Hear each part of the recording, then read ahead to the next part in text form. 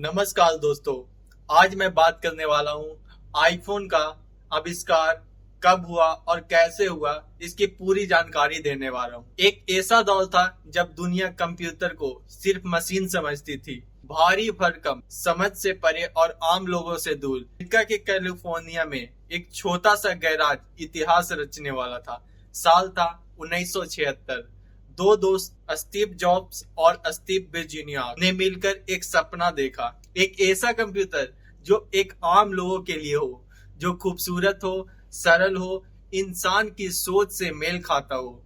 यही थी Apple company की शुरुआत। एप्पल ने अपने शुरुआती वर्षों में मैकिंतोश, लीसा, एप्पल जैसे कंप्यूटर बनाए, लेकिन असली पहचान तब मिली जब स्टीव जॉब्स ने डिजाइन, टेक्नोलॉजी, विजन को एक साथ मिलाया। एक ऐसी सोच जिसमें मशीन सिर्फ तकनीकी नहीं, एक अनुभवी थी। यही अद्भुत था जिसने एप्पल को अलग बनाया। लेकिन साल 2007 में एप्पल ने एक ऐसा धमाका किया जिसने पूरी दुनिया की सोच ही बदल डाली। उस साल स्टीव जॉब्स ने दुनिया को दिखाया पहला आईफोन, एक ऐसा डिवाइस जिसमें एक फोन नहीं था, वो आपका कैमरा था, आपका कंप्यूटर था, आपका म्यूजिकल प्लेयर था, आपका पॉकेट असिस्टेंट भी था। आईफोन ने मोबाइल इंडस्ट्री को हिलाकर रख दिया। स्क्रीन पर टच करना, एप्स डाउनलोड करना, इंटरनेट जेब में होना, ये सब एक सपना जैसा था जो अब हकीकत बन चुका था। उस वक्त शायद ही किसी भारतीय ने सोचा होगा एक दिन आईफोन हमारे देश में भी बनेगा। उस समय चीन एप्पल का सबसे बड़ा मैन्युफैक्चरिंग हब था। फॉक्सकॉन, पेगाट्रॉन और विस्ट्रॉन जैसी कंपनियां चीन में आईफोन बनाती थी। वहीं से पूरी दुनिया में आईफोन की सप्लाई होती थी। एप्पल की पूरी ग्लोबल सप्लाई चेन चीन पर निर्भर था। लेकिन वक्त बदला। साल 2020 में जब पूरी दुनिया कोरोना से जूझ रही थी, चीन में सख्त लॉकडाउन लगाए गए, फैक्ट्रियां बंद हो गई, प्रोडक्शन रुक गया। एप्पल को पहली बार यह महसूस हुआ कि सिर्फ एक देश पर निर्भर रहना खतरे से खाली नहीं है। इसी बीच अमेरिका और चीन के बीच ट्रेड वार भी तेज हो गया। अमेरिका को नया विकल्प चाहिए था और उसने नजरें मोड़ी भारत की ओर।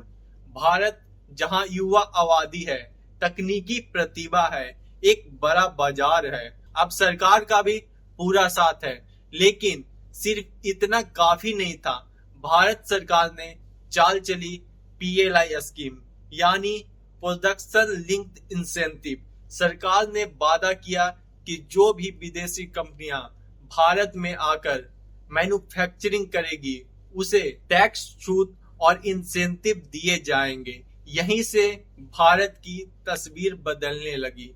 एप्पल ने भारत में अपने पांव मजबूती से जमाने शुरू किए।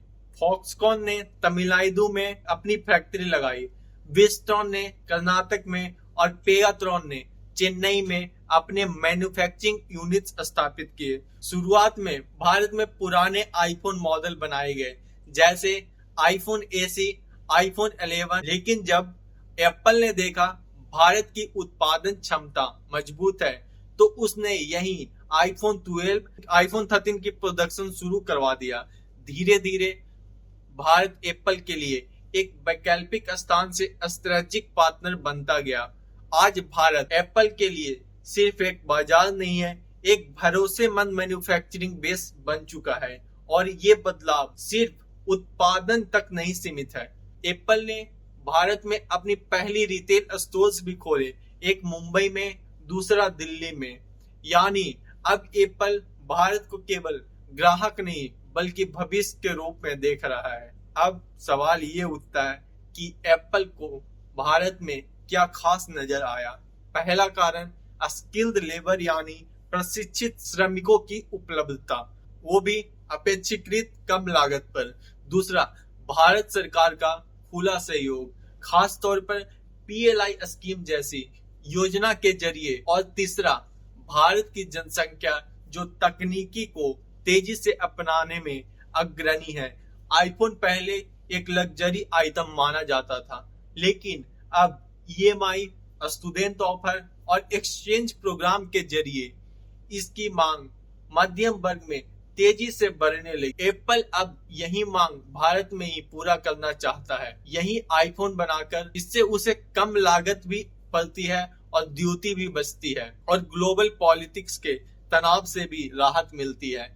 फॉक्सकॉन की तमिलनाडु स्थित फैक्ट्री में वहां हजारों महिलाएं काम कर रही है। इन्हें टेक्निकल ट्रेनिंग दी गई है और इन्हें एक सेक्टर में जगह मिली है जहां सिर्फ पुरुषों का वर्चस्व था।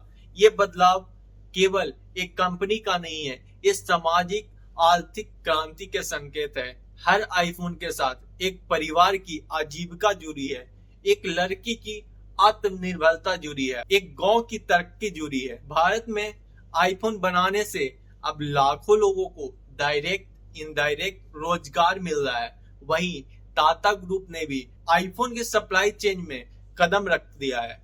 अब डिस्प्ले, कैमरा, अन्य पार्ट्स भारत में बनने की दिशा में काम चल रहा है।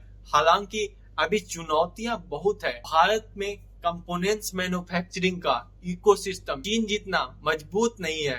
कई अहम पार्ट्स अभी भी इंपोर्ट करने पड़ते हैं। इसके अलावा लॉजिस्टिक समस्याएं, स्किल गैप, सरकारी प्रक्रियाओं में सुस्ती जैसे मुद्दे भी सामने आते हैं। लेकिन अच्छी बात यह है, सरकार, इंडस्ट्री और स्टार्टअप मिलाकर इस चुनौती पर काम कर रहे हैं। एप्पल को भारत में आना सिर्फ एक कंपनी का विस्तार नीति नहीं है, बल्कि भारत के यूजर इकोनॉमी से मेकर इकोनॉमी बनाने का प्रतीक है। जब हम सिर्फ उपयोगकर्ता न रहकर निर्माता बनते हैं तो हमारी पहचान बदलती है, वैश्विक मंच पर हमारी साख बढ़ती है और टेस्ला, गूगल, इंटेल जैसी कंपनियां भी भारत में निवेश की योजना बना रही है। भविष्य निकट है दोस्तों, जब भारत सिर्फ आईफोन बनाएगा ही नहीं बल्कि टेक्नोलॉजी इनोवेशन में भी लीड करेगा।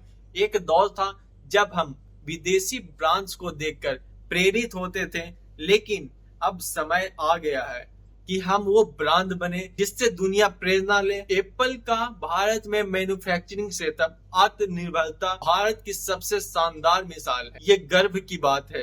तो अगली बार जब आप किसी आईफोन को देखें, उसकी चमकती स्क्रीन को देखें, ग्लास बॉडी को निहारे, तो ये याद रखिए उसमें कहीं न कहीं एक भारतीय इंजीनियर की सोच है, एक महिला वर्कर की मेहनत है और भारतीय फैक्ट्री की धड़कन है और भारत की आत्मनिर्भरता बनाने गूंज छुपी हुई है। दोस्तों, हमारे चैनल को सब्सक्राइब कर लो और बेल आइकन दबा लो, तभी आपको रेगुलर अपडेट्स आते रहेंगे।